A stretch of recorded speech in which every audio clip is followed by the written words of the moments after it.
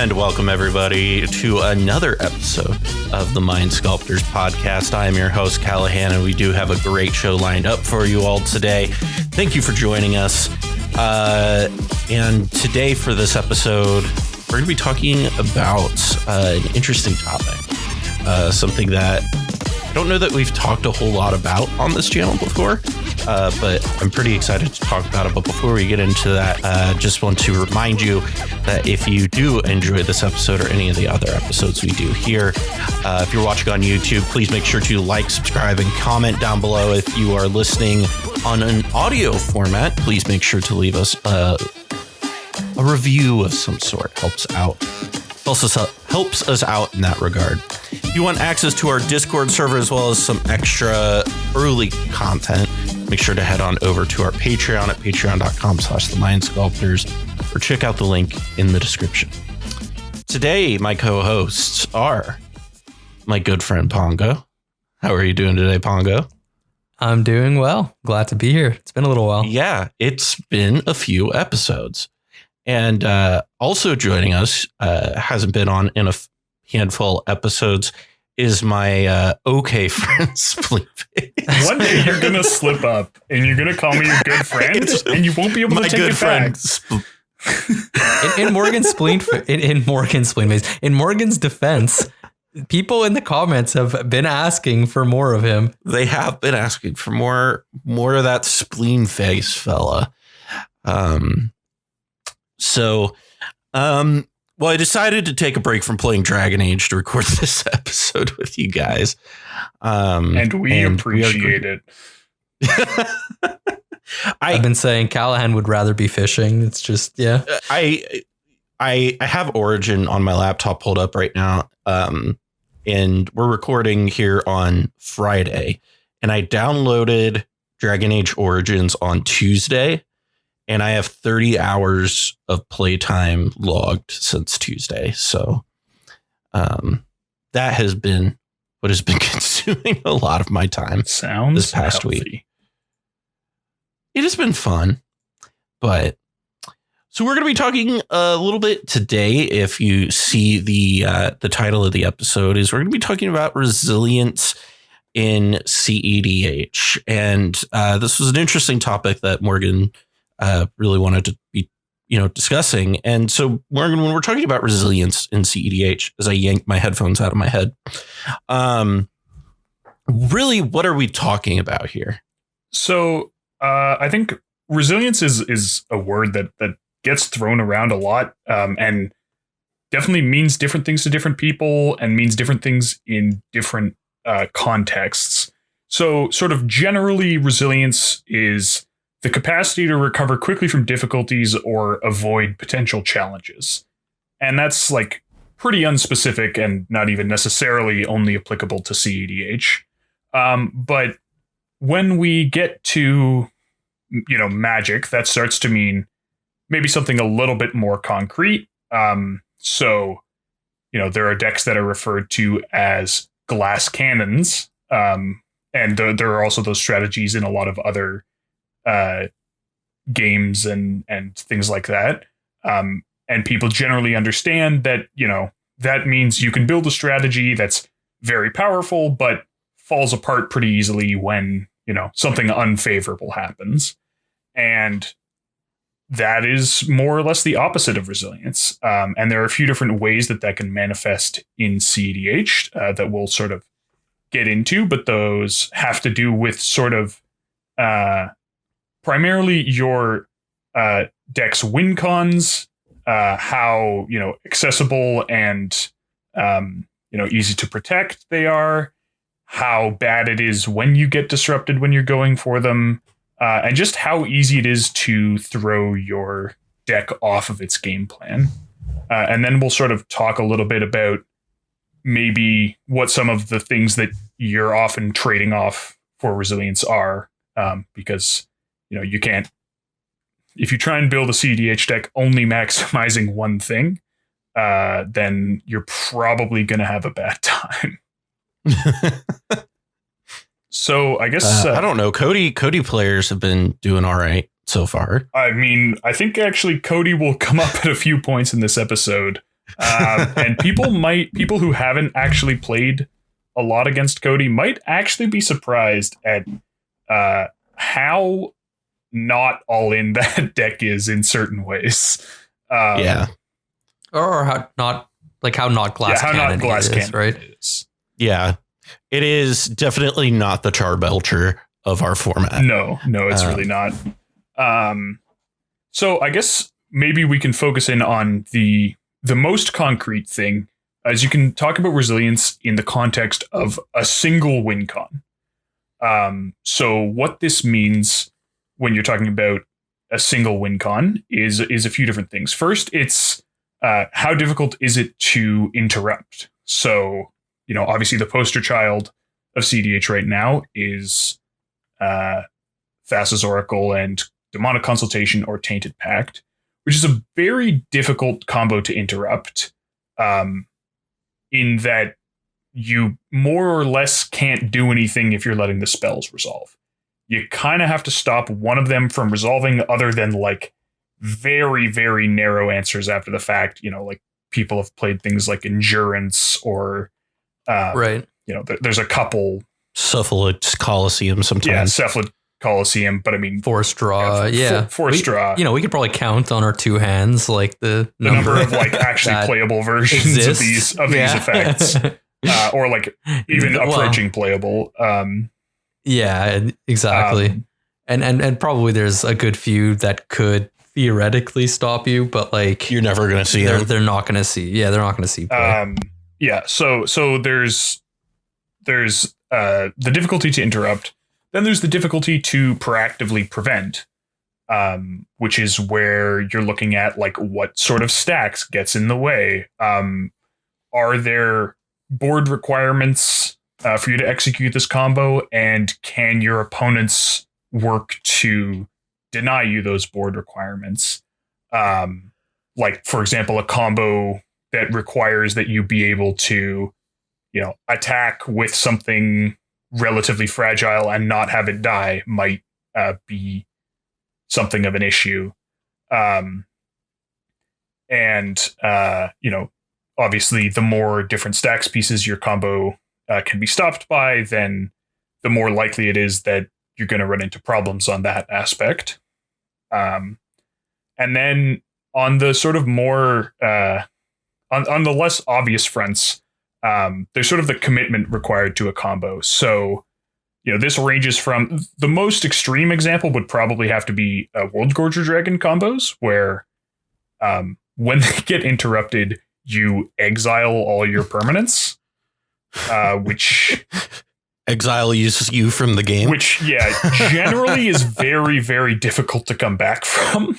On a slightly less extreme note, you might have things like Bomberman or Breach with a Lion's Eye Diamond, where you are discarding your hand, but obviously, which is not great, but it's a little bit more recoverable than exiling your board generally.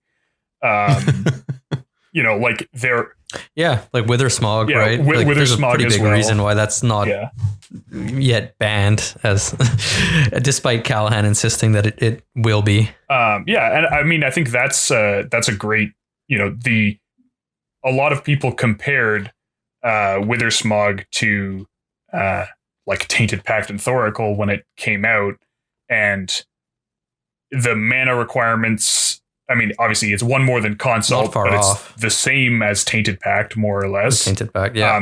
If anything, it and you can split it up. You can split it up. You can even do it through Rule of Law.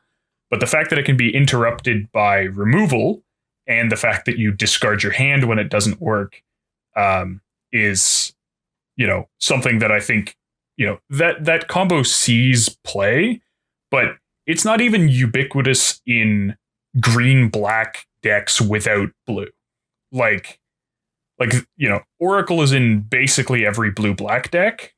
Mm-hmm. And like even green-black decks that can't play Oracle don't necessarily play Wither Chain. Like some of them do, but a lot of them don't.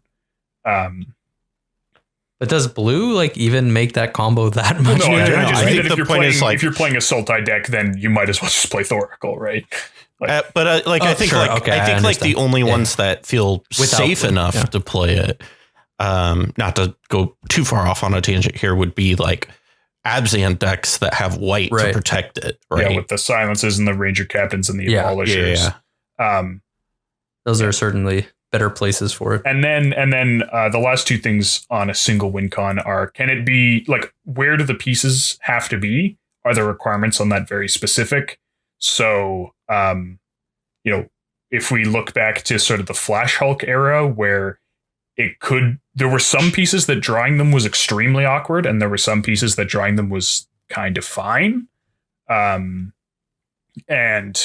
like, you generally had to play some cards to make drawing pieces okay. And, there are some combos, like a combo like Breach, for example. If you're saying like Breach, LED, and either a tutor or a wheel or brain freeze or whatever is a combo, you only need one of, like, you need the Breach in your hand, and then you cast it, and then you need it on the battlefield. But like the tutors and the LEDs and the mana and the card draw and like all of that can kind of be anywhere, right? Like, you can just sort of accumulate those cards, you spend them, you do stuff with them throughout the course of the game. Like, you play a Lotus Petal, you use it to accelerate out a card, and then you play a Demonic Tutor to find something, and then like, oh, you just have the setup for a Breach combo. You don't need like these 3 cards in hand. And the last sort of point on this is, how difficult is a second attempt? So some combos, for example, like Thassa's Oracle and Demonic Consultation. First of all, you have the second version of Demonic Consultation in Tainted Pact, and then generally the way that combo's interacted with is your instant gets countered, so you just have to find the other one, and then you can just try and get the Thassa's Oracle from play back to your hand, and you're set up to try again. Versus a combo like, maybe a combo like, well, Dramatic Scepters is one where like you exile the Dramatic Reversal, and you can't get it back unless you're playing a very specific effect. Rift Sweeper. Yeah, exactly, Rift Sweeper. A deck that's, maybe somewhere in the middle of those would be something like Food Chain, where like, if you can get the cast from exile creature to exile, and like you cast Food Chain, it gets countered or destroyed, it's not that hard to just get the Food Chain back and try again. And generally you get interrupted before you've committed anything super important. Like, people won't, let you get to the point where you're casting the cast from exile creature, and over and over again, they'll, respond pretty early on generally. Food Chain's interesting, right? Because like, there are cast from exile creatures that are more resilient than others, right? Like, and you can actually use this, I think, as a pretty good like microcosm of this whole, story we're trying to tell here, right? If we look at like Squee compared to Eternal Scourge, like, it's quite clear that Squee is the more resilient of the two because of, the point that you made prior to this one, which is like, if it's in an unorthodox place, like, you have more access. Squee can be literally anywhere, and you can cast Squee.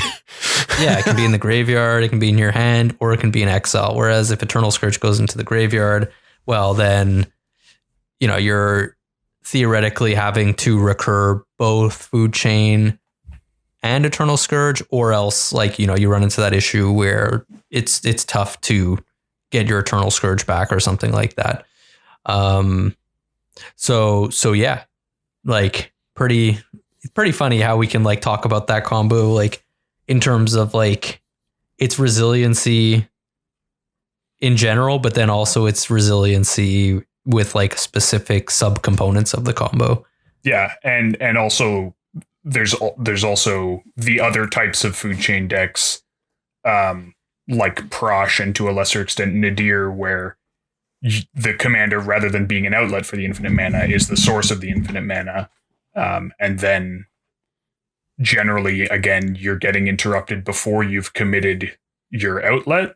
So like people won't let you make infinite tokens with Prosh and then counter your impact tremors if they could just counter the food chain.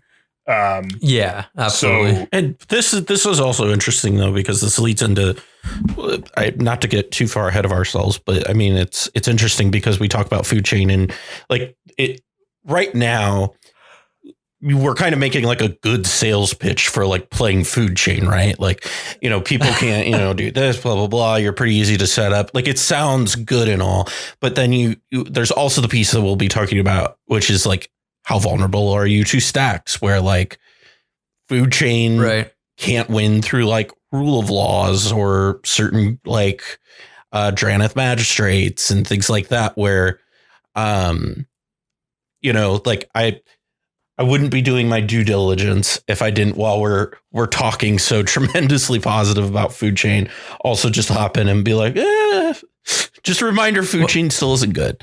So it boils down to the fact that this conversation and this concept of resiliency in cEDH is multifactorial, right? And obviously you do need to, it's important to lay out that fact as you're doing now, but you know, we will get to these things. Yeah. I could see Morgan's eyes light up with fire when I said food chain was bad. No. See, the funny thing is that the food chain combo is good. It's just that the food chain commanders are bad. Like, yeah. The issue is the food chain combo isn't good enough to justify not playing a commander is like the problem with food chain. And like, if there was a food chain commander, like if there was something that could partner with Thrasios, there's like a red-black partner that was a food chain outlet, like that deck would be fantastic. Like that would be a very, very strong deck.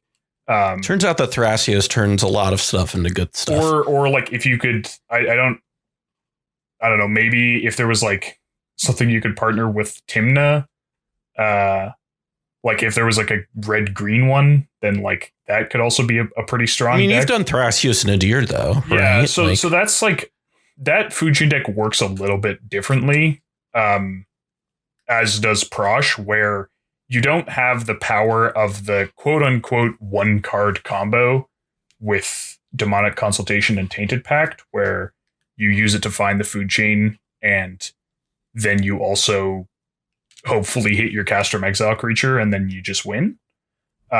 So you need...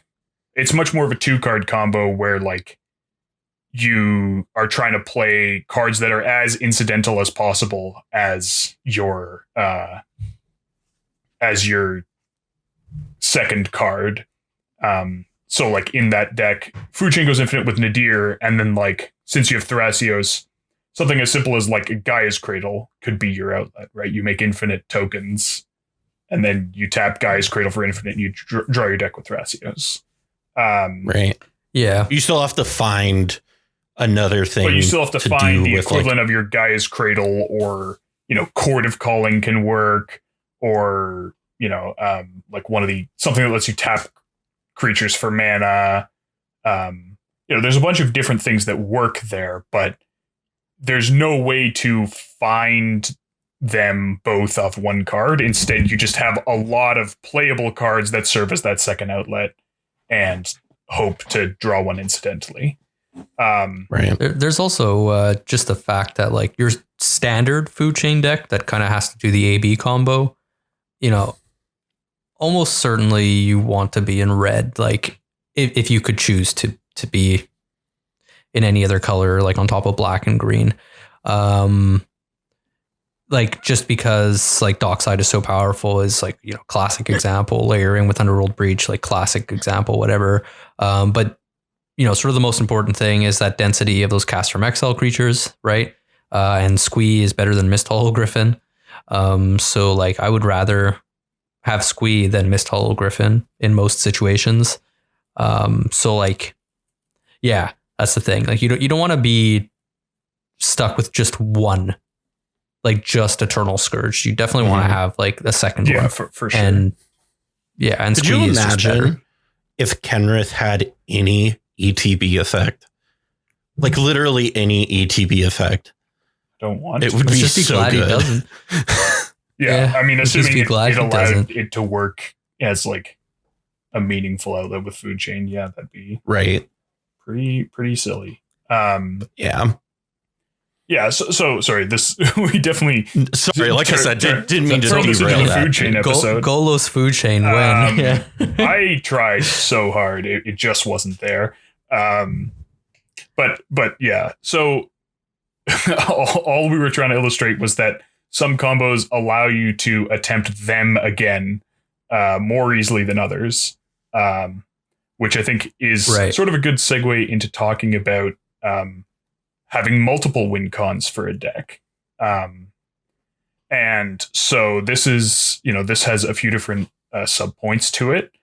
The most obvious one that I think people have picked up on is like, what's the narrowest point to interact with you? Like, how many cards do I have to extract from you before you can't win anymore? Is your deck Jester's cap proof? Yeah, exactly. Yeah. And like we've seen recently, like with the homogenization of Breach and Oracle, we've seen that number go up a lot by the inclusion of Praetor's Grasp, where like it, can just be a tutor for like Dockside or whatever, but also it can serve as a second Oracle if yours gets exiled or you lose access to it somehow. Just super fun in a webcam meta. It's actually not, but nothing about it is fun. I might have detected some sarcasm from Callahan. Oh no, absolute zero now. Yeah, and then looking so there's that element, but also looking across the multiple win cons you play, they're like, are they hit by similar stacks? I think one of the traps I see a lot of people fall into a lot when they're looking for extra win cons is they put in win cons that just fold to the same stuff the regular one does. I think the most obvious culprit was the people who want to put Allurin and Cavern Harpy in Kazur and Akima. So Allurin, Cavern Harpy. I just saw this conversation the other day. It happens every few weeks. There's a Reddit post or a Facebook post or something. Hey, should I put Allurin and Cavern Harpy in this Kazur and Akima deck?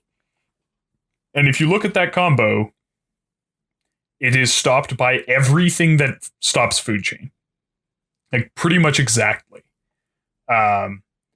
And so it kind of begs the question of like, what's the point? When you put in a backup combo, say like Thassa's Oracle, Demonic Consultation is your backup combo in a food chain deck. It's nice because you want to play Demonic Consultation anyways, and Tainted Pact. And then you have, okay, so you are hit by Rule of Laws on both your combos. That's not fantastic. But, you can get through something like a Ristic Study or like a Sphere of Resistance type effect with your Oracle Consult combo that maybe food chain doesn't actually work with. And there are just a lot of different, like there are things that stop food chain that don't stop that combo. And also the cards that tend to wind up in those types of decks, like, the ad nauseum game plan that typically accompanies food chain is shut down decently hard by things like Null Rod. But then the food chain combo itself actually isn't. And typically you don't actually need artifact mana to cast it because the dork mana, like dorks are basically mana vaults for food chain combo because you can tap them for a mana and then exile them for 2 more. And so like food chain actually layers decently nicely with like the Nas consult plan where, with the exception of Rule of Laws, you can get around a lot of the stuff that's typically played to hate on Nas, like the taxation effects and things that attack your mana, like Null Rod, and Collector Roof, I guess is the more popular one because of its accessibility. So yeah, absolutely. I think you raised a good point there. In fact, that was kind of like one of the I would say, major motivators for me in building food chain and like, layering sort of more of the fast Nas and Underworld Breach plan. Specifically to not go super, super low on mana dorks. A lot of people have since taken that deck. And I would say that idea of like, slimming down the win conditions, getting rid of like Jace Wield of Mysteries, like the kind of thing that I was doing after I was so inspired by your win. I think it was hitting kill stars. Oh, the brain freeze. Your brain freeze as he was trying to win with his food chain, his stock food chain deck at the time. And I said, hey, you know what? Brain freeze is a win condition, and it layers with Underworld Breach.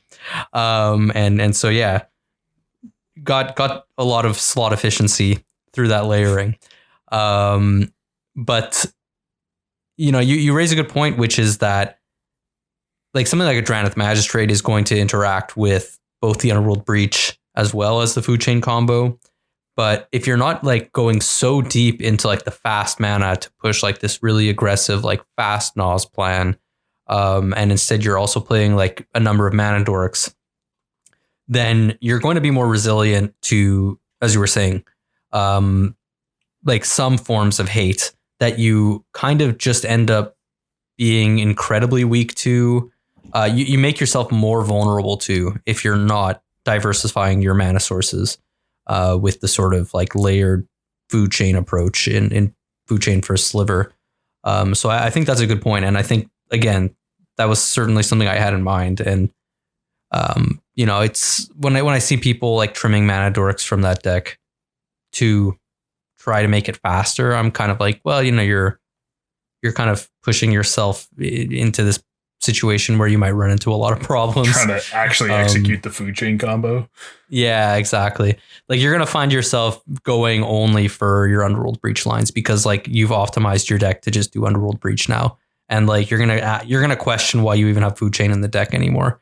Whereas like the more split approach, it's fun. Like a lot of the time you're going to be using your consult to like cracking your LED with consult on the stack, like getting Yawgmoth's Will instead of like getting food chain or something like that, and like doing like some fun stuff that way, like other kind of interesting lines. But then with your mana dorks in play, you kind of like you were saying, have all those mana vaults essentially. So you end up having a lot of mana just sitting around. Yeah. And I think, talking about like cards, as you said, Yawgmoth's Will and Breach and that sort of layering. Another sort of facet of this is the win cons that get easier over time and the win cons that get harder over time. So a lot of this will just kind of have to do with your access to mana. Like every win con sort of gets easier over time in that, you're probably developing more mana the longer the game goes on average. Right. And, that just means that like if you're casting an ad nauseum on turn 8, like you're probably just going to have a bunch of extra mana. And like that you might not have when you're casting it on turn 2. But there are also cards like Underworld Breach where like at a certain point, when it starts, it's very much like a 2-card combo. But then like when it's turn 8, it's kind of just a 1-card combo. And there are other cards like this, like Mnemonic Betrayal and Yawgmoth's Will, where like you just kind of accrue the value over time naturally by playing the game. Well, it's like you've aggregated resources over time, exactly. Right? Like, yeah, like they have. You naturally start to fulfill some of the startup conditions for making them be good. Admittedly, most of particularly with Yawgmoth's Will and Mnemonic Betrayal, they're not combos in the same way where it's not like I'm going to cast this and like there's a very specific setup that turns into a specific outcome. It's more just like I'm going to cast this and there's a bunch of rituals and tutors in people's graveyards and we're going to see what I could do. And there are some combos that get harder over time. Particularly, I'm sure Pongo can attest that the later the game goes, if you haven't sort of got the initial warriors with Najila, yeah, exactly. As the board gets gummed up, it's like, okay, well now, I can't just play Derevi and like tap down the person who only has one creature's blocker and then like get in. Everyone has a bunch of random creatures that are just like, leftover docksides or whatever sitting around.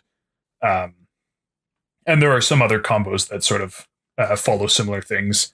Another interesting one on that front is the Malcolm Glinthorn Buccaneer combo, where I think a lot of people this is a funny reason scoop to this because they don't actually realize, but you don't win if the person with the lowest life total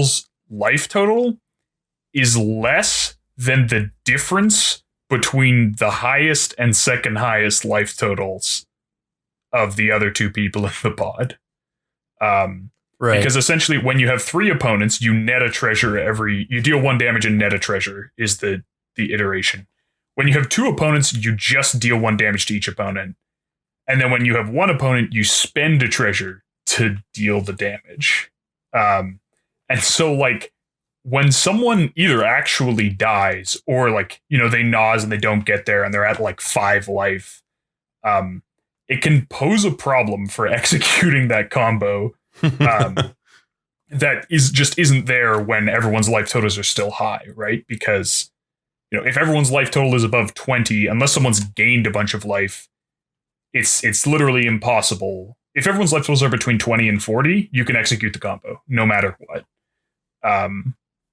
But, when someone's at 8 and someone's at 30 and someone's at 8, someone's at 28 and someone's at 38, you actually can't execute that combo. And so like, it's one that gets a little bit weaker over time because you can just run into these game states where it doesn't work. And it's also very unpredictable in that way. So what I'm hearing from this conversation is attack more and play Rest in Peace. I mean, yeah, play Rest in Peace is not a bad idea in decks that can support it easily.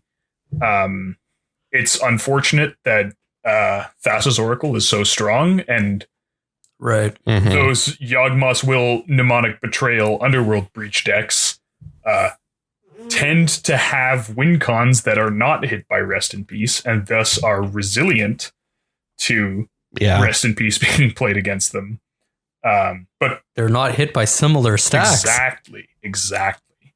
But if you're playing against, like, for example, I think like the Mardu Turbonaz decks have like a much harder time pivoting away from Breach.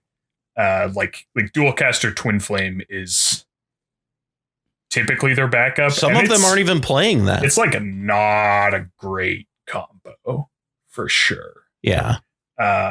It's like the Dualcaster Mage part that's like leaves a little to be desired. Like Twin Flame is pretty hot. I mean, I actually don't particularly like Twin Flame. I like Heat Shimmer more.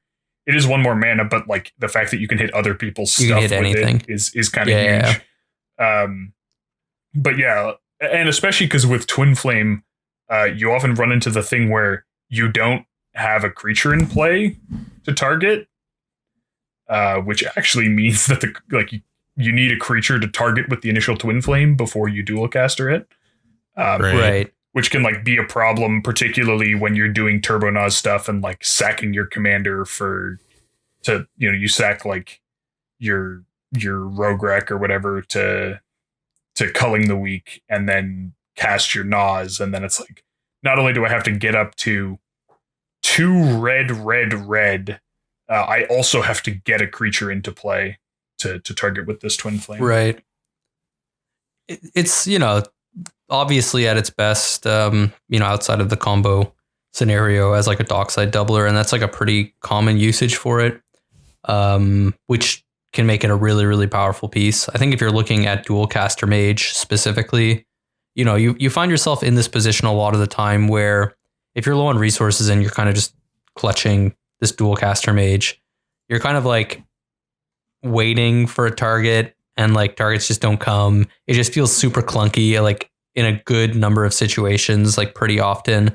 And it's not like opposition agent where you can kind of just jam it out there to be mana efficient, even if you don't like hit anything because people are playing around it. It's like it literally just can rot in your hand. It's a gray ogre. People are not feeding things into it. Yeah. Well, it has flash, so but it also costs 1 red instead of 2 red. So yeah, trade-offs. It looks like Mad Farm stuff is doing Magda Curio and as its backup. Yeah. So I guess if you're playing Jessica, that becomes a little bit easier. Right. If you're playing the Rograk version of the deck, you don't really have you don't have that infinite mana outlet in the command zone. And it looks right. A lot of the Rograk versions are playing reanimation with like Razaketh, for instance, just because you have like the free body in the command zone. So like there's a pretty good rationale for it, but obviously you're not escaping the fact that like Graveyard Hate is going to be hating on both of your like sort of outlets at that point, right? Breach as well as potentially reanimating Fatty. So, it's fortunate for those decks that people aren't playing hard Grave Hate like Rest in Peace. And, they can try to get under like a Douthie Voidwalker in many situations. So, or like they can just take advantage of the fact that people are not playing like a critical mass of those like hard Graveyard Hate effects. Yeah. Yeah. And like, there's also the issue of like, if you're spending your, you said Twin Flame's great as a dockside doubler, but like, obviously, if you spend it and it's in the graveyard, like that's kind of a problem. If it's like spent, it's spent. And then if Rest in Peace comes down, it's gone and you now don't have access to Breach and your Twin Flames in exile and you're going to be probably having not a great time. Yeah, I think the hope is that, once you've used it to double your dockside, that probably you're winning. Yeah, but, for sure. Naturally, that's never a guaranteed thing. Yes, the no plan survives contact with the enemy, as someone famous said that, I'm pretty sure. Or I think it was Mike Tyson who said everyone has a plan until they get punched in the mouth. Yeah. Yeah. Slightly more I don't know, jarring way of putting it, but conveys the same idea. Yeah. So yeah, we've spent a decent amount of time talking about win cons, and hopefully given some food for thought on like selecting win cons, both on their own, but also like win con packages. And I do want to stress that, and I think it'll be covered a little bit in some of these other sections, but like just jamming like 10 different A plus B combos in your deck, it is not the answer. Like it's really, really not. And I think some people, especially when they're new to the format and trying to sort of build a deck, they see the ability, especially when your combos have overlapping pieces where it's like, okay, well, I'm playing, these cards. So like, I only have to include like 1 or 2 more cards to set up this line. And then from there, it's only 1 or 2 more cards to set up that line. And like it does start to have a negative effect on your deck when you have a whole bunch of A plus B combos where like you're sitting there with a hand of like 4 A's and no B's and just going like, well, oh yeah, this sucks. I have seen these decks. And so I guess that sort of transitions us into the resilience more of your deck and your game plan, and less specifically looking at your win cons and combos. And so this can also intersect with your win cons and combos, particularly when you talk about stacks vulnerability, where you can have a deck that can't win through certain stacks, but can play through it very well. Or vice versa. And although I think that's a little bit less common.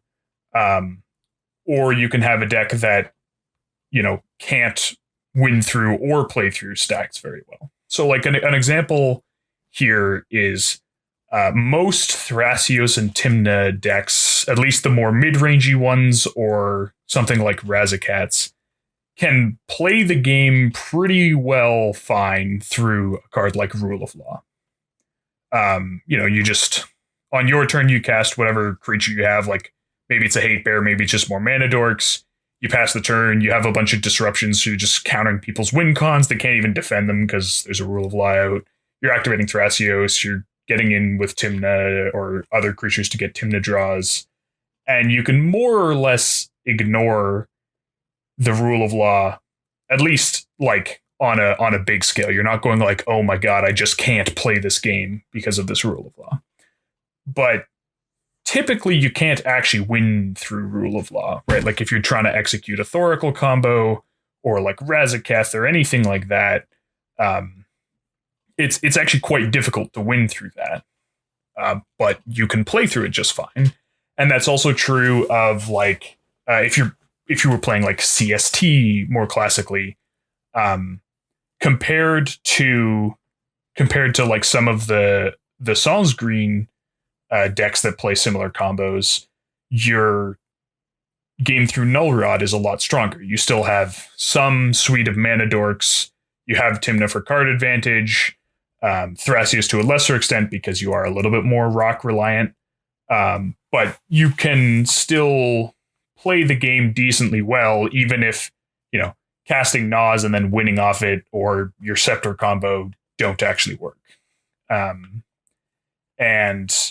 that can be translated into other avenues. Drannith Magistrate is a big one where like some decks actually just kind of fold to Drannith. They can't win, they can't play through it, and also their commander doesn't come down ahead of Dranniths often. With really cheap commanders, you can just get them out there usually before the Drannith comes down, unless it's like turn 1 or a turn 2 and you're unlucky on turn order. But there are some decks like, I do still occasionally play Muldrotha, and when Drannith's out, it's just not a good time because this commander that this can be even if you manage to land Muldrotha before the thing comes down, or you actually live the dream and you have the command beacon, you still now you just can't cast stuff out of the bin. Can't cast from the graveyard. Yeah, this is a problem even for some of the 4-drop commanders. Yeah. Because you're not always going to have the perfect curve that lets you put them into play on turn 3 or or turn 2 or earlier, you know what I mean? A lot of the time with a deck like Urza, for instance, I would say the average is getting Urza down on turn 3 probably. See, I would say that, but I play with Keegan, so the average is turn 1.5.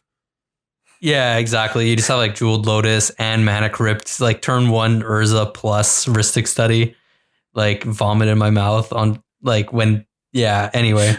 Yeah, so it feels like 4-drop commanders, especially in that are not in green, or in blue-black, for instance. So playing a ton of fast mana, oftentimes will come down turn 3, and that, depending on turn order, might screw you over for if a Drannith Magistrate comes down.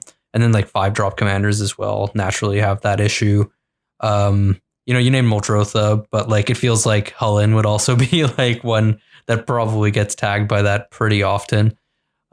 Short of some specific starts. Yeah, now that's admittedly I think that's a deck where obviously it's not good, but you have creature-based ways of dealing with it, notably Gilded Drake, but also a Spellseeker for a removal spell, and a pretty comprehensive suite of tutors. And also if you can land the Hullen before a Drannith comes down, then you actually just get to completely ignore it.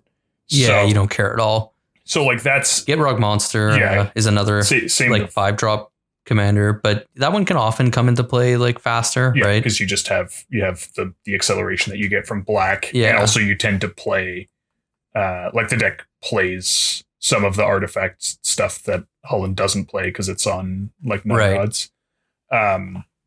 But yeah, so like, when you're looking at your deck, you maybe want to pick a deck that can play through some of the stuff it can't win through, or can win through some of the stuff it doesn't necessarily play through super well. So at least you have that, you have that option, and it's not just, one card has like totally shut down, all aspects of my deck, and like I'm now just stuck here like praying I can find a way to kill it, and then like move on. Maybe like, yeah, I'm trying to think of a good example of a deck that can win through something it can't play through. I mean, I guess those would be like super commander reliant decks and Drannith, where like if you can get the Drannith down, you can just win. Or if you can just assemble whatever win con you have that's not actually hit by Drannith, quote unquote manually, then you can win through that. But certainly the more common thing is being able to play through hate pieces, even if you can't necessarily win through them. Right. It's interesting. Like, this is probably not exactly what you were getting at, but like Najeela could potentially be an example where if Drannith Magistrate comes down, that axis is shut off, but obviously you're still playing like a fairly convincing like blue-black X like console deck with like Nas and stuff like that in many situations. So like you do have like those pivots, as it were, but it's not, I guess it's not exactly like what you were talking about, no, right? Because it's not just about having a backup that ignores Drannith Magistrate. Yeah, it's not, but it's also not like, it's not unrelated. And that does sort of transition into talking about, what your deck does apart from winning, and how that can sort of play into its resilience. Right. And like, obviously a big thing is card advantage, where,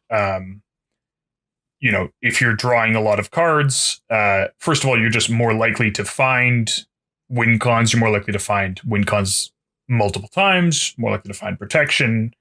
And I think one of the sort of hallmarks of the most all-in, the most glass cannon decks is they've traded typically value in the command zone for speed in the command zone. The poster child of this obviously being Rograk, where like Rograk Silas is faster than Kess. Like it definitely is. But Kess gives you a little bit more of a game plan when you dumped your hand, you cast an ad nauseum, and it got countered.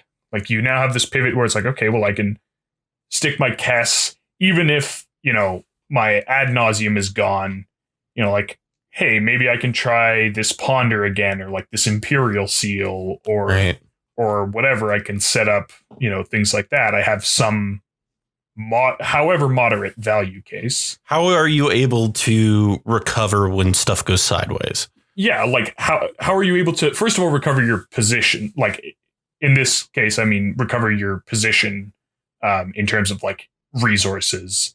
And then as a secondary aspect, there's also how are you able to recover like your pieces and specific cards. Right. And I think an often overlooked aspect of card advantage is also just the card quality as card advantage. Because people often just look at like a raw number of cards, and that's obviously important. But also what those cards do and how they trade very much matters as well. And so like, I think this is where, we mentioned Cody a little bit earlier. I think this is where the deck has surprised a lot of people, which is that it plays like 22 interactive instance or something like insane like that. Like it's one of the most interactive decks in the format. And while in a super long, drawn out game, you do definitely suffer from the lack of card advantage and lack of resource accrual in the command zone. You can often afford to play like a little bit longer than you might in something like a Silas or Rograk, because the cards you're drawing are a lot stronger on average and are much more likely to have an impact on the game state when the game doesn't just like end on turn 2 or turn 3. They're also and I think this is something that I don't know that I think usually gets brought up when you're talking about, I would imagine when you're talking about Cody, is not only is its card quality like surprisingly high, it's like resource, its its average card value is incredibly low, right? Like it's very likely that it can cast most of its spells in its hand at any given time. Yeah. It's. You mean like the mana cost, the mana value? Yeah, of the cards. Yeah. It's and the deck is filled with a lot of fast mana, so it's not hard to kind of tempo the table in that respect. But like, for example, because you have that game plan, that super fast game plan, one of the things that saves you a lot of slots, and I think like a lot of people didn't actually pick up on this, is like the deck doesn't play 2 mana rocks, right? Like if you look at like most of the Grixis decks, they have like several of them. Usually they'll have certainly Arcane Signet of Felwar Stone, and then often like some of the talismans, maybe even usually like some of the signets, like another 1 or 2, I would say, once you're in like 3 colors. I don't know, off the top of my head, it feels like most of those decks are playing like 4 2 mana. Like Rog Silas is playing Arcane Signet, Felwar Stone, Talisman of Dominance. Okay, so Rog Silas plays 3. I think exactly like 3 to 4. I'm looking at the Kess list. It's actually this is Fanby's Kesses is I think actually on 6 of them. Oh yeah, wow. You would expect Rograk to be on fewer just because that deck has access to more fast mana and rituals and stuff like that. But Crom Taveshir is playing 4. Yeah, so something like that. This is on 6 of them. Damn. Yeah. I mean, that makes a certain amount of sense just because of like specifically casting Kess on 3 is like. Excuse me, no, 7 if Grim Monolith is a 2 mana. Grim Monolith doesn't count. Yeah, it's more of a ritual. I think we're talking about more talking about like those 2 like mana recurrent rocks is like something that most of these decks have to be playing. And you just get to not play them in Cody. And that frees up room for 5 more interactive spells. Right. And like well, but you're also playing more of the sort of rituals you'd be playing in Rograk, for example, right? Because you do want to eventually sack Cody. Yeah. So you are playing some of those. But then you're cutting the things that actually form part of the winning plan of these decks. Like you're not playing the wheels. Right. I was going to say, that's where you're getting a lot of the slots from. Sure. Right? Yeah. You're not playing like a bunch of the things that turn like a deck like Rograk Silas. You're playing fewer win conditions and you're playing fewer outlets. Fewer win conditions and outlets, which gives you the slots for more interaction, which means like if you try and win and you don't get there and the game goes on like 2 or 3 more turns, you probably, when you got stopped, had 1 piece of interaction in your hand that like you just couldn't cast. And you've probably drawn another one. And now you're just kind of sitting there with like 2 pieces of interaction in hand. And like, well, obviously Cody is not a resilient deck in the scale of all decks. Compared to how fast it is a lot more resilient than like particularly the Rograk ones. And a lot of that has to do with the card quality. Yeah. And it's pretty nice to not have to play those wheels and just take advantage of other people spending 3 mana to refill your hand for you, right? Exactly. And the last aspect of this, which I think is probably also, of all the things we've discussed, probably comes up the least often is resource recurrence. Particularly, like, there are some effects that decks are just not playing a lot of, and that can actually become a problem at a certain point. Like, if people are just keep slapping down Rule of Laws and Null Rods, and you're playing a turbo deck, like, a lot of them just don't actually have that many ways of removing problematic permanents, right? Like, like there was a time, you know, when the format was Thrasios Tymna dominated, this was less of an issue because you were playing Abrupt Decay, Assassin's Trophy, usually Nature's Claim, some, you know, maybe 2 bounce spells, like either a Rift and a Chain of Vapor, or like Winds of Rebuke and Chain of Vapor, or something like that. And so, like, you had, you know, a pretty solid set of, you could answer several problematic permanents over the course of a game. But like, when you're looking at these more like red-black focused decks, they start to struggle. Like, just, you know, if you look at like a given Rakdos deck, typically it can remove, you know, 1 enchantment with Feed the Swarm if they play it, and 1 enchantment by Praetor's Grasping something from someone else's deck to remove an enchantment, and then they're done. And they don't, you know, have good ways. Like, they're not in green. Obviously, green just gives you the ways of removing enchantments, but like, it also gives you stuff like Regrowth, or more commonly Noxious Revival. If you're in a creature-based deck, you know, sometimes people play Eternal Witness in like decks with big, you know, creature tutor packages and whatever. Because at a certain point you can run out of all of the things that let you do something. And that can be win conditions, as we discussed earlier, but it can also be like removal or counter spells or whatever it is. And that's, you know, an aspect, if your games are going very, very long, that you often might want to consider. Right. Yeah, absolutely. It's recursion. It's wild to me how many people have just decided, and I feel like we talk about this every week, that Cyclonic Rift is not worth playing. Like, I just play Cyclonic Rift in your deck, folks. I feel like this is like pretty old news at this point. It kind of feels to me like everyone's back on Cyclonic Rift by now. So, I mean, I think there are a decent number of decks where it's not super great.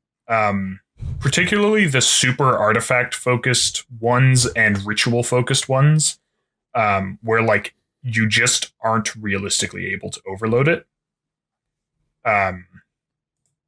Like something like a Rug Silas. I could, you know, I buy the argument that like I'm never overloading this, so like why am I not just playing Winds of Rebuke? Why am I not just playing Alchemist's Retrieval?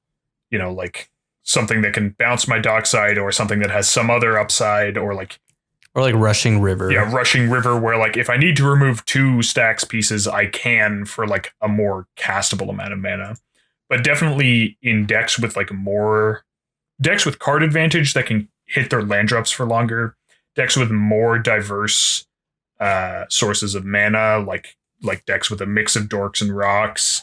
Yeah, obviously I think that playing Cyclonic Rift is just like an important out to too many problems being presented all at once for you to sort of deal with them individually. Yeah, I like off the top of my head can't think of too many decks that aren't playing Cyclonic Rift anymore. You know, I'm sure there's still the occasional. I am looking at Tevish Prom Storm, and they are playing Snap and Unsubstantiate. Yeah, that's a mistake. It's just a mistake. This is the deck that's supposed to be like the grindy, like Grixis Nas deck too, right? And it's not playing like like a cyclonic rift, and that just feels incorrect. It's the sort of thing that was more justifiable before Stacks made a big resurgence, and like now Stacks has made a big resurgence, and you have to be prepared. So like Cyclonic Rift, I think, makes the cut every time now. And like additionally, probably you should be playing like another board wipe of some kind, like Calling Ritual / you should also potentially be considering like Dress Down or like a Deluge type effect or a Dam. Winds of Abandon. Like, I don't know that you need to necessarily overload on these effects, but I will not get out of here with it doesn't even answer. Great. It only answers creatures. I mean, Dam only answers creatures too, right? Yeah, but Dam is better on both halves than Winds of Abandon. Yeah, well, Winds of Abandon is that's not accurate at all. That bad. Yeah, I don't know. Winds of Abandon. Exiling your entire opponent's board is like all of your opponent's creatures. Board wipe. Yeah. The exiles is not bad at all. I mean, it's 6 mana. Yeah, you're I mean, playing it in decks that routinely want to get to 6 mana. Yeah, sure. Okay. I guess sorry. I think that it serves a very different purpose than Dam would serve in like as an out to a bunch of problematic permanents, as opposed to like almost a value play. Winds of Abandon is really good in like hate bear decks that really care about the permanents that are on like their own cards board that they play, and that's kind of one of the things where I keep reminding people, I'm like, this is asymmetrical. Like, and people don't play a lot of basics. Like if you're heads up, damming, right? Like if you're overloading Dam, or paying 4 mana, it's you're just casting Damnation essentially at that point, right? So you have to be playing ideally a strategy that doesn't get hurt too badly. Like Dam is really good in these in these Turbonaws decks. Yeah, like in Turbonaws decks that play like 4 creatures, right? Like, well, I think it's totally fine too in like even the like Tymna Crom decks that are playing upwards of like 10 plus creatures, because like a lot of those creatures are kind of just like Tymna value creatures as opposed to things that you desperately need to have in play. So like, sure, they're there, they draw you a few cards, and then when you're kind of ready to go for it, right? Like it doesn't hurt you that much that they're gone. In fact, like putting them in the graveyard can even be a boon, right? Because you're aggregating resources there for like an eventual breach line or something. It's like a little niche. Like obviously it would be cool to keep your board if you can, but it's not like it's not like you're sacrificing so much position in a deck like that. Yeah. I think that people should be playing Cyclonic Rift and probably Dam now as like their sort of like open season, open meta, part of their open meta removal packages. And obviously if you're playing into like your specific meta game where that you don't really need to wipe the board a lot because you're playing against like Kess and you're playing against like, a few other sort of like not incredibly creature heavy decks, even something like an Urza or whatever, or decks where like the creatures on board don't actually even bother you that much. Like I could imagine Yisan perhaps being an example, although there is Collector Oof. At that point you could maybe justify not playing it, right? But like again, we're talking open meta. I think that these decks need to be playing these cards, and that's the thing, they usually are. In my experience, it's like you speak to the people who pilot these decks and they will tell you time and time again, like, oh yeah, like the deck list that I have on Moxfield is like for when I'm playing against these people.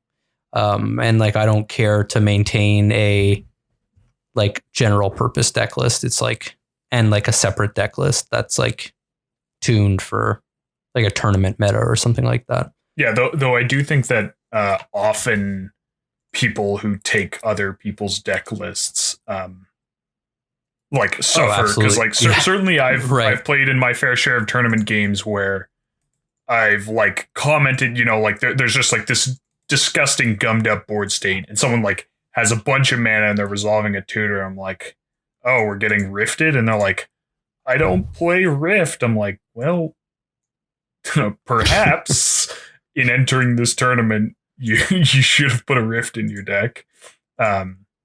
Right. And like, often if you talk to the people who maintain the lists, they go like, oh yeah, well, in an open meta or in a meta where I was facing X, Y, or Z, like I would swap out, this card for Rift or whatever. And I know, Pongo, you've said that you put, there's a time where you were putting Rift in your deck when you were coming on team turn 3, but not necessarily like in other places, because you knew that we tended to play decks that played to the board more than like maybe some of the Discord metas. This was like peak turbo time, right? Yeah. And it's funny because like now I'm fucking bringing Chatterfang to like team turn 3 games. Which is like also a card I would consider bringing into a more open meta, because like that's the thing, like it is kind of like that catch-all creature removal that you can kind of play and theoretically like really just start clocking people with. Like it has like some value proposition. I hate the decks we all play. We just play the most annoying ass shit. Well, I mean, you just hate Najeela with a burning passion. Well, I've been what's the burnt by that card long before I was even making content. Right. I kind of resent this because I play a very diverse set of decks. Yeah, Callahan just hates playing with us. It's not the decks. That's just a friend. I don't know. What's well, no, okay. pattern? Let me, because okay, I think this is more of a compliment than anything, to be honest. Is it that I play carefully? It's that I play carefully, isn't it? It's because you play carefully. No, because like team turn 3 is a lot of like you guys are all excellent players. The type of decks that you bring are decks that generally operate on like a lot of these nodes that we've been kind of touching on here. And tend to be less like, like I can walk into some Discord metas and like wreck a day with a rule of law and just, run away with games. But, you walk into team turn 3 and the type of decks that we play are decks that people that are, I don't know, looking for an interesting game, I guess. We would tend to favor more resilient decks. Yeah, that's what you're saying. I mean, that's what I'm saying. I certainly play my fair share of decks that don't play well into rule of law. I just have a plan to deal with that generally. like Hullen's not having a great time into rule of law. Orvar's not having a great time into rule of law. I just, look at the decks my opponents are playing and realize, that I'm going to need a certain game plan.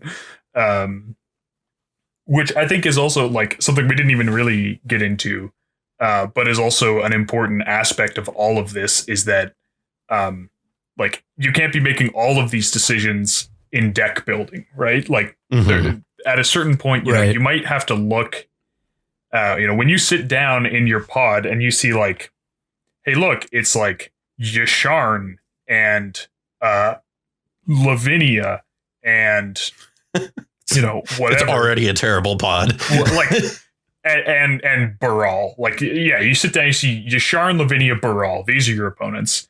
And you're playing like you're playing the deck and you're going like, well, great. I've teched my deck. It's a lot less all in than it could be. I have some of these like pivot plans. I have a resilient win con, whatever. All of that's great. But like if you're keeping a hand that's like turn 1 Imp Seal, turn 2, Crypt Ritual ad nauseum, you're gonna have a bad time. Like you do need to recognize what when you're drawing your opening hand, when you're casting your tutors, when you're sort of positioning yourself in the game, you need to be able to predict a little bit where the game's going to go, and therefore like what you need to be doing. Well, I mean, like a really good example of this was a game I had while I was playing Lavinia in my local game store, and the pod was seat 1 Cody, seat 2 Nagila, seat 3 me on Lavinia, seat 4 I think it was Golos Storm. Or no, it was another Cody deck. So like the turn 1, I had a gemstone. I silenced the Cody player on like upkeep, like turn 1. The Gila does the Gila.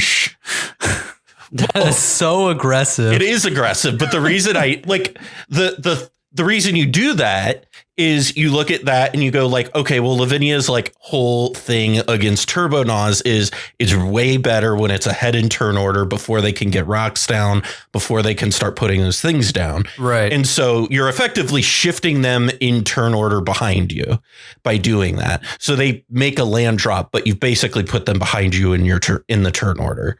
Yeah, because you want to eventually shut off their ability to cast their fast mana. Right. Yeah, but this isn't the whole story though. Especially because silence is so good against Cody. Well, it ended up shutting out both the Cody players, because what ended up happening was neither Cody player paid attention to the decks that I was playing and only paid attention to the fact that there was a Nagila at the table. So I, of course, it gets my turn on going third. I play Lavinia, pass to the person going in fourth, and the person going fourth on Cody kept a no land hand. And the person in first only kept one land. So the aggressive play ended up paying off. Nagila won the game. That's what I call it paying off personally. I overloaded a Cyclonic Rift and it got countered and had that resolved. I would have won the game. So hear me out. You made me so happy, Callahan. Hear me out. Imagine if you'd cast a silence and then overloaded that Cyclonic Rift. Well, we would have lost to the Cody players. No, you wouldn't before that. Here's one thing to consider, how does Cody kill you through Lavinia on one land? Right. Exactly. That's fair. And also, Cody can't actually cast a Profane Tutor with Lavinia in play either, right? So, shut off Cody. Well, you can't. There are, ways to get around that, notably, Veils, but then Sure. you can't, actually can't cast, the Ad Nauseam. Right. Right. But the point that I'm trying to make here is the Cody players did not pay attention to one of the decks that were at the table, and they lost the game as a result because they were not able to do their thing. Then me and the Nagila player just tried to play 1v1. How did that work out? Especially when they can attack the Cody players. I was going to say especially first of all, there's another Cody player in the pod, and second of all, there's a Lavinia. So you just hard mulligan for claim the firstborn, right? That's the line. You can either claim the firstborn, the Lavinia, and it'll protect you from being interacted with, or you just claim the firstborn, the other person's Cody. Easy game. But yeah, mulliganing like this, for what it's worth, these aggressive mulligans, right? A very important part of playing this format. I remember when we were playing that double Cody game, it was one of the last games of the night. We were, we said, let's just jam a fast one. Everyone pulls out their fast turbo decks, and Callahan pulls out a null rod deck. It was the fastest deck I had. Okay, hang on a second. Or Rector. That was what I had. Can we just take in that this is the man who said he hates the decks we play because I said all. I said we all. But when we all decided to pull out a fast deck, Pongo and I pulled out Cody, and you pulled out Thrasios Timna Nullrod mid-range, right? Yeah. I don't know, man. I raise this example because I think it's a pretty good one where Morgan, you mulliganed to, I think you put back a hand that was fast, but didn't have any interaction whatsoever. And so you ended up mulliganing to a relatively fast hand that also had removal. And I just mulliganed to kind of not a spectacular hand, but it just had claim the firstborn. And I was like, oh yeah, I'm like after Morgan in turn order. Let's go. Like this is perfect seeding, perfect card to have in hand. And it worked out. Like Morgan was like, kept trying to be the first person to win. Callahan stopped him repeatedly. And then I just claimed the Cody and it was done. It was like, oh, okay, everything's spent. And here we go. Like my mulligan decision has paid off. Yeah, so yeah, that's it. Like think about your plan and where you're seated. Obviously, right? A hard mulliganing to one card is not typically what thinking about your plan means. But no, because you can't guarantee you have it. But if you see it, right? But if you see it, you keep it. But like for example, in the Lavinia Cody example, mulliganing to a hand with lands is probably not a bad idea. If you can get lands and either removal or like some way to get around the Lavinia, even better. And if you're just keeping like a hand that's supposed to like turbo out Cody, unless you're going ahead of the Lavinia player and planning on winning on turn 2 and just hoping that they can't land the Lavinia on turn 1. If that's not in the cards for you, you need to have a plan for this Lavinia that is going to come down on turn 2. And so if your plan is to untap with Cody and then like do the same old, like activate, cast a spell, Profane Tutor, Nas, like that's not going to work. You're going to need, something else.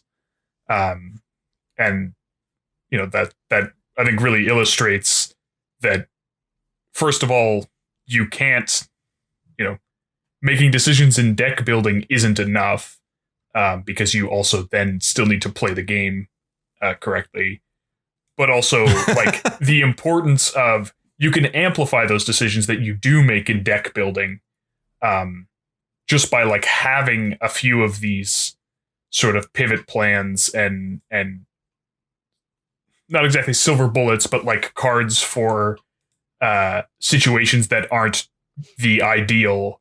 It gives you that flexibility to adapt to the circumstances that you are going to be facing in a given game. Yeah, for sure. But sometimes you just have to keep those hands that are stupid, right? Like the turn 1 Ristic Study and like you don't necessarily have like the plan, but it's just like this is powerful. And then sometimes you just get silenced in your first turn upkeep.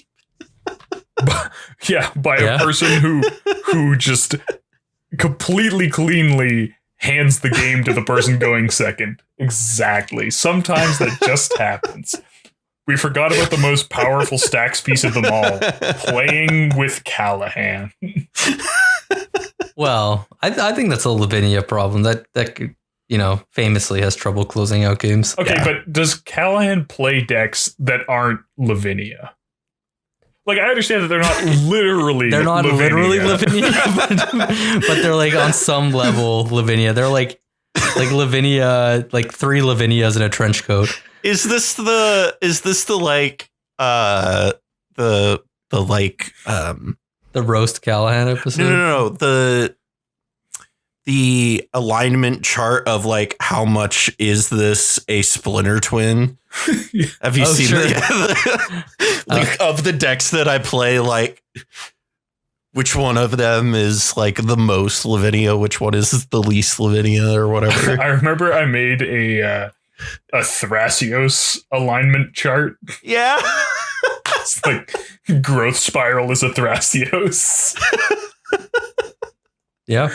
Oh my goodness. But I guess I think it is also important, as with when talking about the positives of food chain. Callahan pointed out it's important to also point out some negatives. Every decision you make, particularly in deck building, comes with trade-offs. So a lot of the things we've been talking about here are going to have some negative impact on some other aspect of your deck, and I think it's important to acknowledge that. Most obviously is in the speed department, right? Like if you're cutting your Simian Spirit Guides and your Rite of Flames and your some of the less good tutors, like maybe the Diabolic Intents, and putting in like a little bit more interaction or like some engines or whatever. Obviously your deck just won't have quite that same like explosive out of the gate power that it might have. I think people tend to also make this mistake where they think like putting in a lot of win cons will make their deck fast. And that's like not really true. Like if you're cutting rituals to put in more win cons, your deck is not going to get faster. It's going to get slower because we're talking about 100 card singleton here. There is no deck that has the density of, A plus B win cons necessary to somewhat quasi consistently just have one. So if you're still trying to either set up like a big, card draw spell like a Naz or Appear into the Abyss, or you're going to have to double tutor or at least tutor like one of the pieces of your win con, then the lack of things that make that faster are going to slow you down more than having more A plus Bs is going to speed you up in a lot of scenarios, especially once you get into like higher numbers. Having three like completely disjointed A plus Bs is like kind of a lot. But I could certainly see the argument for it in some decks and it's manageable. But like, if you're just going to jam in like 5 or 7 or whatever, like at a certain point, you're just going to be drawing all sorts of dead combo pieces that just don't fit together at all. And there are other, like, it'll impact a little bit the consistency of your deck as well. As you trim, especially a lot of the cards we talked about putting in are like cards with different effects, right? Adding unique effects to your deck that let you deal with unique situations. But obviously, the more unique effects that you have, the fewer copies of like the specific set of effects that you want most of the time you have. So if you're cutting your very cheap bounce spells for like Rushing River, for example, if you were to cut a Chain of Vapor or like a Stern Dismissal or something like that for Rushing River, sure, you can deal with 2 stacks pieces in that case where you need it, but like sometimes you also have a 3 mana piece of interaction instead of a 1 mana piece of interaction. Or if you're cutting like Miscast for mana drain, like, yeah, those times when, you mana drain the Crom are great. But those times when you're trying to go off on turn 2 and you have 1 extra mana, but not 2, less great. And so like, it's just always important to consider, how likely is the scenario that this card answers to come up? How likely is the scenario that the card it's replacing is better? Like, how likely is that scenario? And just understand that, everything's a trade-off. And, you do need to consider all of these factors in your deck building. Yeah. Yep. Yep. There's no deck that can do it all, be a jack of all trades. Yeah. Except for Flash Hulk. Yeah. Well, exactly. That's why it needed. Yes, we forgot about the last type of resilience. Ban resilience. Yeah. Oh my goodness. How gutted is your deck by having a key piece? You were talking about this earlier, and I just you mentioned like the different Hulk decks and how like, certain pieces, if it was in your hand or whatever. And I just immediately was reminded of all the horrible situations I was in with Shuffle Hulk back in the day. I mean, Shuffle Hulk wasn't even the worst for that. Yeah, it had a lot of pieces, but the problem was Karmic Guide was worse. I feel hand, like that's for sure. I had the world's worst luck with that deck where I was able to just like always draw the Kozilek. Yeah. It was like every time I was just like easy to solve. You just get the Body Snatcher. Well, so I somehow managed, like on the turn, I was going to go off. I had Body Snatcher in hand, so I was like, yeah, it's fine. But because Kozilek's in the deck, somehow manage on that turn to draw into Kozilek. It was like, wow. Fuck. Yeah. This is why you just play 2 Titans. Yeah, I guess. Oh my God. And then, run into slow play issues, right? Well, no. Playing 2 Titans wouldn't cause you to run into slow play issues. Trying to take advantage of playing 2 Titans would. Yeah. Right. I spent way too long explaining to people that no, you can't just flip into a Titan and shuffle it back in until you hit Narcomoeba first. That's not how this works. That's literally, you're literally doing what 4 Horsemen did, and you're not allowed to do that. Like people call it Get so Wrong much 4 Horsemen. Less likely. Yeah. People call it Get Wrong 4 Horsemen, but like you are literally doing the 4 Horsemen thing, like exactly the same thing. But at least we don't have to worry about that anymore. Yeah. Oh, lovely. Good times. Yeah, that was a nice step in. It was a nice right direction. 2-year period when Flash and Hulk were legal at the same time. That was it 2 years? Was it longer than that? It was like 3. It was 3 years. Okay, pretty much exactly. It was from. Yeah, it's wild to think about that. Spring 2017 to spring 2020. Yeah, that's like cEDH. Like the majority of cEDH for a lot of people. Yeah. Right. I mean, it's like for me. Yeah. Like I followed it enough to know like what was going on before.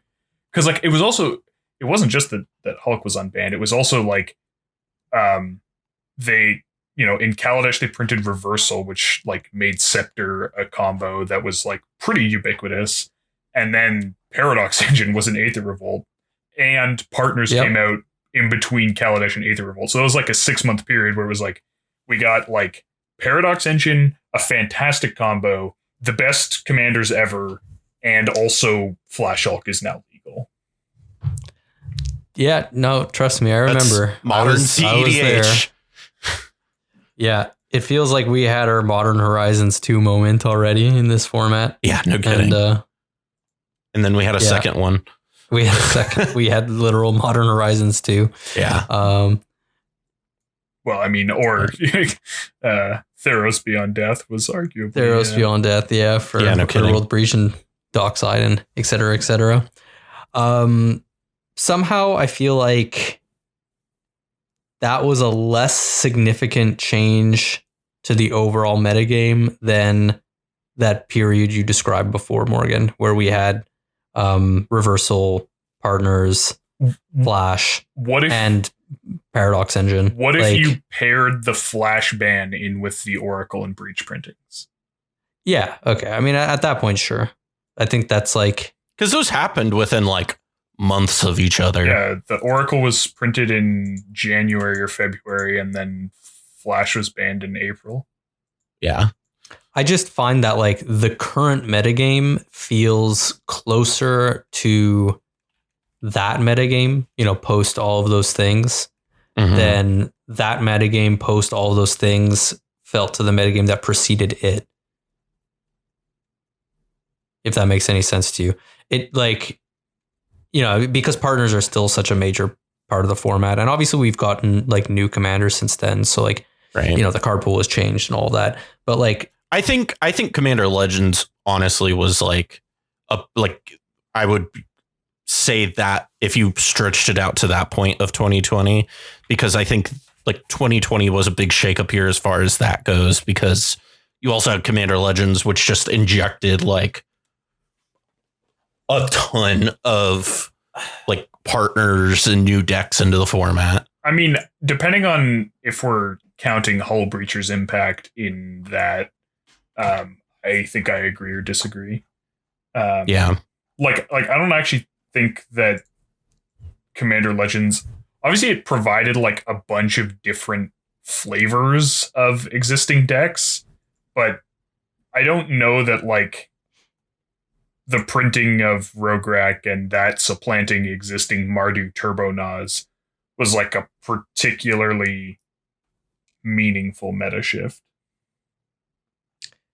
It just feels like the format got so powerful, right? Like after, essentially, again, I'm going back to what you were talking about, Morgan, like all of those changes, that the changes that came after it, while they have powered up the format considerably, I don't know, at least from like where I'm sitting, it just feels like it didn't feel like as dramatic of an increase from compared one to the other. initial one. Yeah, exactly. And part of that is just going to be like a question of like relative. Well, you're also a boomer, that, right? so Well, but I was around for all of this, right?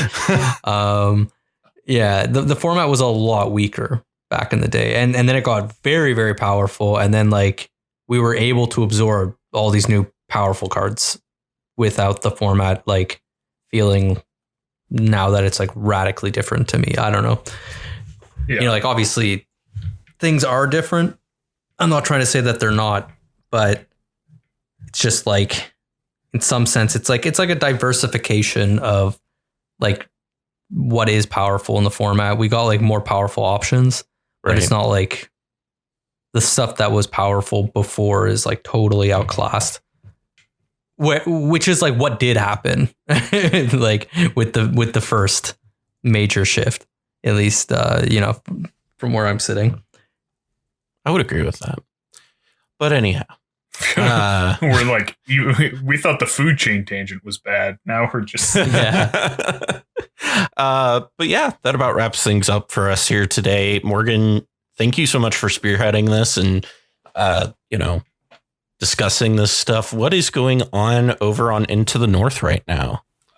We are definitely releasing all of our episodes on time, for sure, 100%. We always do a big year in review. That'll probably be a live stream, and we're hoping that we'll all be able to be in the same room for it, where we'll go over. That'll be fun. The cards and decks of this year, make some predictions for next year, make fun of all our predictions from last year. And, who predicted powerful white cards? Because that one finally came true. Yeah. Which cards in particular? Esper Sentinel. Okay, I guess. That's powerful white card. That doesn't really... White card. And then assuming we do... we will do it live either way. So, we'll answer people's questions in the chat and just, hang out and get to see people.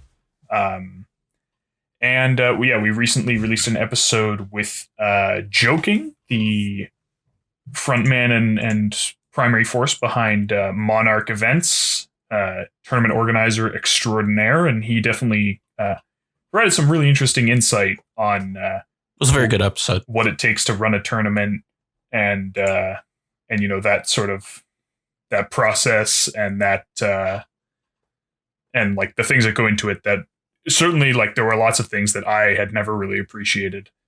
And we'll that's a good episode. Check it out for sure. I think we're also working towards getting our next deck deep dive episode lined up where we have guests on and experts in a specific deck and like really get into the weeds of like, okay, where do some of the best pilots, the people who've spent longest with this deck, actually like disagree a little bit, and what are the things that like the questions that are assume too much to like just put in a primer, we should have. It's gonna be all about Gitrog, right? Well, we already did Gitrog, so probably not. You did Gitrog like 3 years ago. Yes. Yeah, it was our first. We've done Gitrog, Consult, Urza, Godo, and Cats, I think, are the ones we've done. Yeah, Cats was the last one you did, I think. Yeah, it's been a little the one while, you did with Shaper and Tarot. Forget Tarot, that's right. But of course, go check out Into the North. They are one of the oldest, still running podcasts we for are cEDH out there. Longest continuously. And in fact, we have now lasted longer than any of the podcasts, even the ones that are no longer around. So, longest continuously running cEDH podcast. Nice. Pongo, you are kind of the head mod over there on the r/cEDH Discord server. Tell us what's going on over there these days. Yeah, they've somehow made the horrible decision of giving me authority over things. What we have going on is pretty much, weekly events. Tonight, for instance, if I wasn't here, I would be at our webcam VLGS that's currently ongoing. If you're looking to play some Commander, and you want to play over Spell Table, Friday's a great night because we have pods firing and that are organized by our lovely game masters. Additionally, this is sort of in the works. It's a little bit secret. Probably shouldn't be talking about it too much yet, but it's going to be announced relatively soon, so it's probably fine. But we're going to be bringing Cockatrice back in a big way. We want to start doing some more Cockatrice type events, so be on the lookout for that. If you enjoy playing cEDH over Cockatrice, really spoiled that announcement. Yeah. So we're going to be pushing that pretty hard. So if you're looking to play over Cockatrice, certainly join the r/competitive EDH server because more of that is coming, more sort of like structured type events for that. And it should be fun. You should join that server anyhow, because especially if you don't have like an LGS or a local meta that plays cEDH, these online Discord servers are great places to get games in. And, I'm a little biased because, I like Pongo and them, and all three of us are do stuff on that server to some extent. So yeah, the place is, really bustling right now. So it's a good time to come on by. Man, if you're interested in conversation and, games. Bringing back Cockatrice is just, it's always the calculus for me of, do I dislike playing on Cockatrice more, or do I dislike cutting out proxies more? And yeah, for me, it's always Trice. A lot of people don't have proxies at all, right? There's still a lot of people who are very interested in Cockatrice. It's still very popular, and I think with the pandemic and everything, we did a lot to push webcam, and that's was somewhat to the detriment of Cockatrice. But again, we feel that Cockatrice is such a major part of the DNA of this format, and the DNA of the r/competitive EDH server that we certainly want to do what we can to support it. So there's going to be more of that. Awesome. Well, be on the lookout for that and go join that server. It's a good place. Good people run it and good people are there. So you should go check it out. If you want to follow the Sculpty Boys and keep up with what we're doing, you can go to our Twitter, which is @SculptyBoys, BOIS, or you can just check out the direct link in our link tree in the description below. That's where you can find all of our Twitters, all of our Mox fields. We're all down there in that link tree. So if you want to see what we're up to, see what decks we're working on, that's a great place to go look. I want to also give an extra thanks to and a special shout out to a few of our patrons, our highest tier patrons: Justin, David Snavely, Dionyches, James Halley, I always mess that up, sorry, Matt Benner, and Senior Coupon. Is probably my favorite name of all of the things that I've seen. If you too would like to become a patron, you can head on over to patreon.com/themindSculptors, or you can check out the link in the description as well. Thank you again for joining us this week, and from all of us here at the Mind Sculptors, I'm Callahan, and we'll see you next time. I'm in line with the stars, I'm in sync with the earth. 10 toes deep, flower child from the turf. I never switch sides, like even when I die, I'm a ride for the squad, let up ties in the hearse. I've been on the vibe, kinda hard to describe. I'm in between, I'm good and it's fine, but I'm tired of the grind. Then I come alive in the night to realize I'm in the middle of the time of my life. I'm never so packed for the stack, never lied on the rap. Got a bag from the way that I write it. Queen looking Tyson, do that ass survive, doing 80 to the house. Then I hit it to the sky, change haters on a tirade. Talking to the grip in the face, be still, let that hate stuff fade. We all want the same, we all want a meal in the safe. I wanna live like I'm trying to reach enlightenment. Trail spill from my lips, feel bent from the bib. Take a sip till I pass out. Try and get grit, but it don't make sense. Cause you can lose life on this fast route. Yeah, turn thoughts to a cash cow. I might flip that to the glass house. I don't need the accolades, I'm in love with the chase. I just wanna eat, save a spot at the table. Beats with the slap, hit myself on the map. You long with the wind, but we knowing that it's cap. 5-hour flights, couple nights at the flat. To be real, couldn't see me making moves while I'm at. I'm still on the grind, limit time when I chat. I'm burning down sage, keep the demons away. When I write it, give a piece of myself to the page. I don't do it for the praise, love, that's just how I'm made. Truth in the glass in the mirror. Yeah. Do it at me, old man, tryna pass in the fear. You're the first one to talk, but the last one to hear. Eyes blurry, but I couldn't see the ass in the